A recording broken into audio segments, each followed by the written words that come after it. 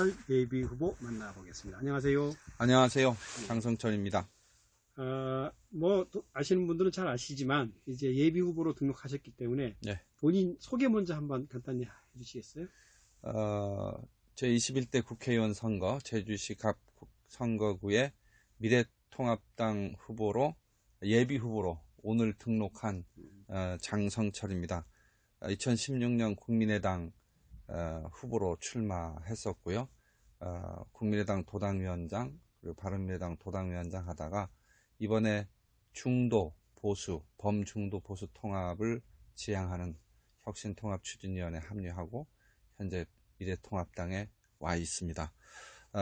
이번 4.15 총선을 관통하는 것은 전 두 가지라고 생각합니다. 네. 하나는 제주 지역의 혁신과 변화를 어떻게 이뤄낼 것인가, 그리고 그 변화와 혁신을 통해서 새로운 성장을 어떻게 해낼 것인가, 침체된 경제, 또 침체된 마인드, 도민들의 어떤 그 가라앉은 이 분위기, 이거를 어떻게 이끌어낼 것인가 하는 그런 측면의 문제가 하나 있고, 구체적으로 들어가면 과연 더불어민주당의 권력 독점 체제를 어떻게 부술 수 있는 것인가, 예. 그게 혁신과 변화의 시작이라고 생각을 하고요. 예. 감히 제주시 갑 선거구에서 미래통합당의 후보로 본선에 진출하게 된다면 더불어민주당 권력 독점 체제의 균열을 확고하게 내는 그런 역할을 장성철이가 해낼 것이다.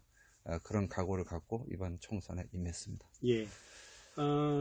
사실 이제 바른미래당 이후 계속 이 통합에 참여하시고 이 미래통합당으로 가기까지의 과정에도 많이 참여하신 걸로 알고 있습니다. 네. 지방선거뿐만 아니라 지역 이번 선거까지 이렇게 쭉 오셨는데, 이번 통합, 중도와 보수가 통합되는 과정을 지켜보신 입장에서 네. 어떻게 평가하세요? 전체적인 정치 상황을. 과연 그 혁신통합추진위에서 지향했던 그런 가치와 그 지향점을 다 담아냈느냐 하는 측면에서는 전 총선의 과정이 꼭 필요하다고 보는 거죠. 다시 말하면 현재 김영호 공천관리위원장을 중심으로 한 공관위에서 기존의 전진당, 새로운 보수당, 자유한국당이 통합이 되고 옛날 안철수계 일부 또 시민사회가 들어왔지만 하나의 정치적 결사체로서의 미래통합당이 정말로 변화했구나, 혁신했구나 하고 하는 종결점은 전 공천에 있다고 생각합니다. 그래서 그 공천의 과정을 저는 국민들이 바라보고 있다고 생각을 하고요. 예. 중요한 건 다수의 그 구성원들은 실용의 가치, 중도의 가치, 혁신의 중요성, 이런 거에 대해서 많이 공감하고 있기 때문에 조국 사태나 또 윤석열 검찰총장의 총장 체제에 대한 검찰 흔들기, 예. 이 정부 여당에서 그렇게 했는데, 이런 과정을 겪으면서 더불어민주당의 이 패거리 정권이 더 이상 지속돼서는 안 된다, 견제해야 된다, 심판해야 된다, 국민적 공감대가 커지는 과정에서 알겠습니다. 이 중도의 혹은 무당층의 표심을 갖고 있는 분들이 미래통합당에 대한 기대를 좀 보여주고 있다.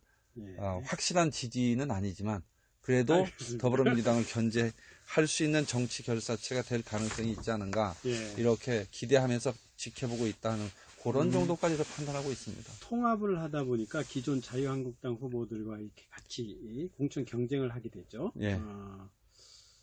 개인적으로 보시기에 자신은 이들 후보보다 어떤 점에서 경쟁력이 있다 판단하고 계십니까? 제일 중요한 게 제주 지역의 현실 문제에서 가장 최우선적인 문제가 뭐냐, 이걸 전 들여다봐야 된다고 생각하는데, 그동안 10년 동안 민주당이 권력 독점을 해오면서 가장 심각하게 드러난 문제는 어떤 중요한 이슈 하나하나의 문제라기보다는 이 정치에 대한 불신, 다시 말하면 정치권과 지역 주민이 너무 떨어져 있다, 유리돼 있다고 하는 걸 현장에서 느끼거든요.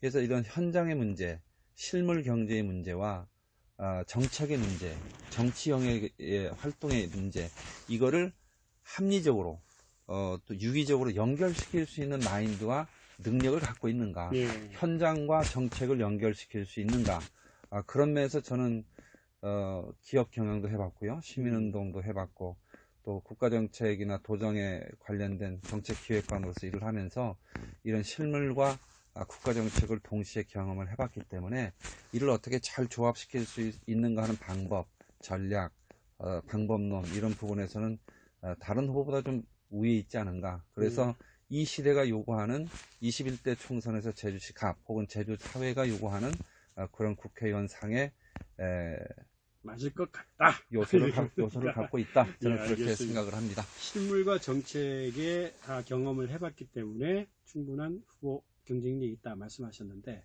그러면 네. 그걸 바탕으로 내세울 자신의 공약이 중요하지 않습니까? 네. 핵심 공약 뭐 한 두 개 정도 말씀해 보실까요? 제가 도지사 선거 끝나고 나서요. 예.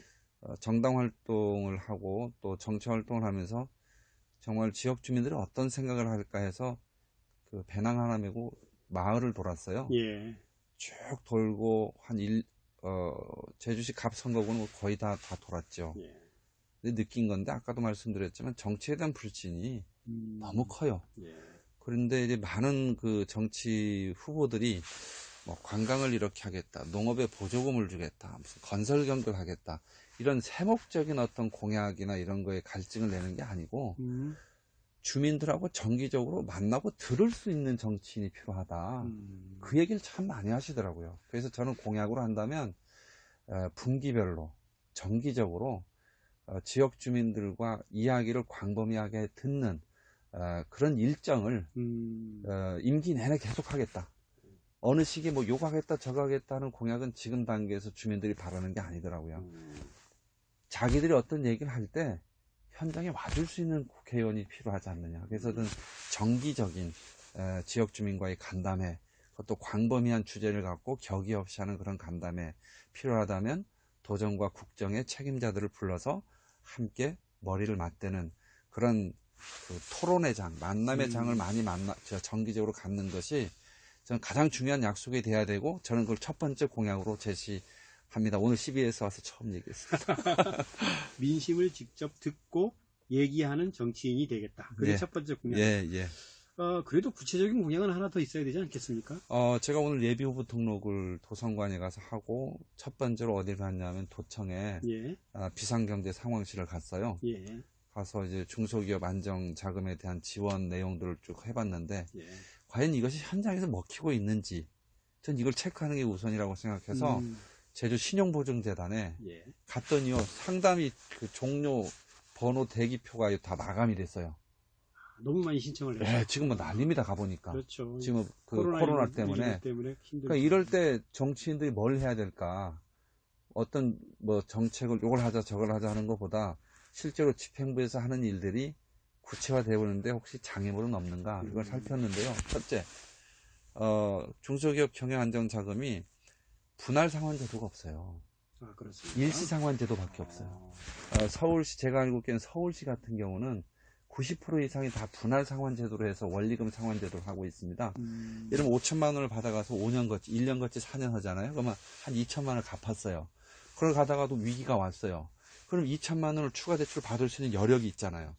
분할 상환제도가 갖고 있는 장점이 제주 신용보증제도 재단의 운영에도 상당히 도움이 되고 또 이용자들에게 실질적인 이익이 되는 제도이기 때문에 그런 분할 상환제도를 도입하는 것이 필요하다고 얘기를 나누면서 좀 판단을 했고요. 두 번째는 당장 어려워요.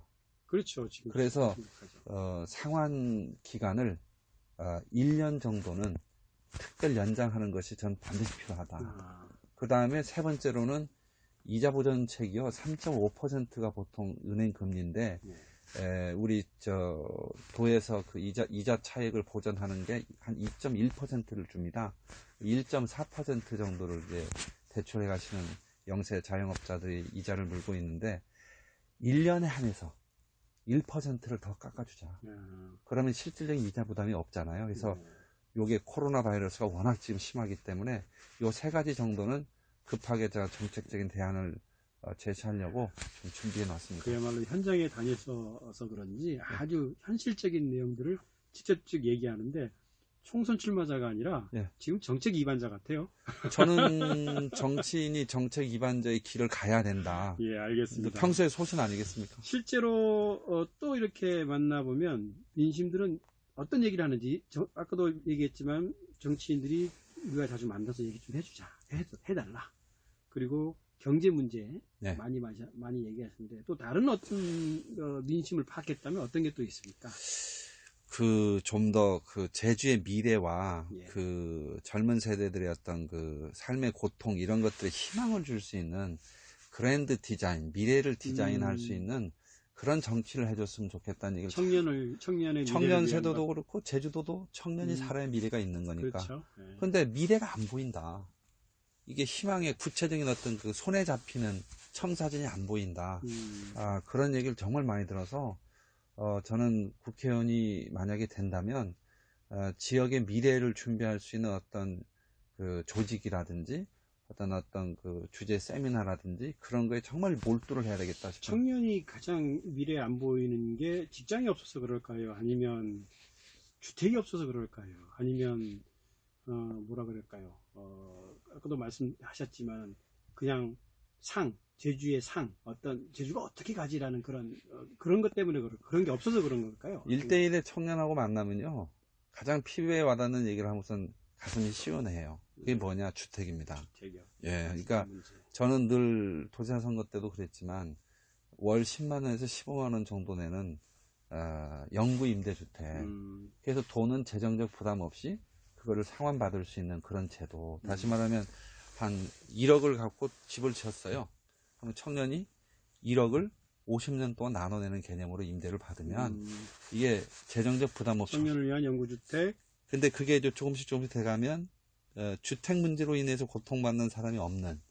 그러면 어떤 일이 벌어지냐면 실제 소비 수요가 엄청 늘죠. 그러겠죠. 왜냐면 주택에 묶여있는 돈이 크니까요. 그렇죠. 묶이지도 않고 또 거기에 계속 적립을 해야 될 이유가 없지 않습니까? 그렇죠. 민간 소비를 끌어올리기 위해서 그렇고 또 지방정부가 주도를 하도록 하고 국회의원이 된다면 그걸 지원할 생각이다. 그 다음에 그렇게 되면 청년이 많이 오잖아요.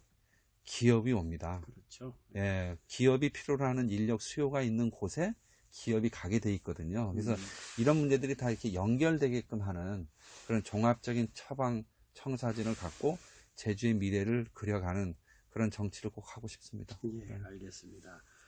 오늘 시간이 너무 짧네요. 아유, 감사합니다. 앞으로 경선도 치르시고 본선도 가셔야 될 테니까 네.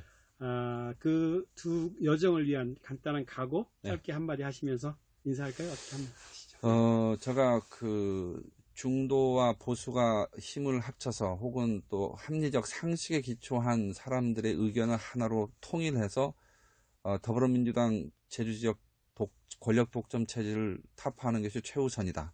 그 다음에 국가적으로는 여러 가지 민주화 운동을 했던 세대들이 권력을 잡고 민주주의를 후퇴시키는 이런 문제들을 심판하는 게 중요하다. 이런 관점에서 이번 총선에 중도 보수 통합에 합류를 했는데 이번 선거야말로 제주 지역이 이제 한 발짝 앞으로 변화의 길을 갈 것인가 아니면 이제 16년 동안 정체되어 왔던 길로 다시 계속 갈 것인가를 결정하는 선거이기 때문에 현명한 판단을 도민들에게 호소할 거고요. 저 개인적으로 약간 좀 현재 아쉬운 거는 예비후보 등록 오늘 했거든요. 이게 통합 작업을 하다 보니까 예비후보 등록이 늦어서 좀 준비가 아직 덜 된 게 있죠. 기존에 이제 예비후보 등록해서 많이 뛰셨던 3명의 후보에 비해서 알겠습니다. 시간적 제약이 많은 점을 고려해서 좀 잘 봐주십시오.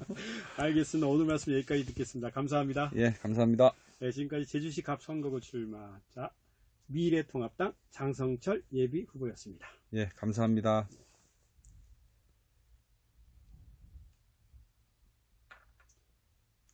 맞죠. 네, 수고하셨습니다.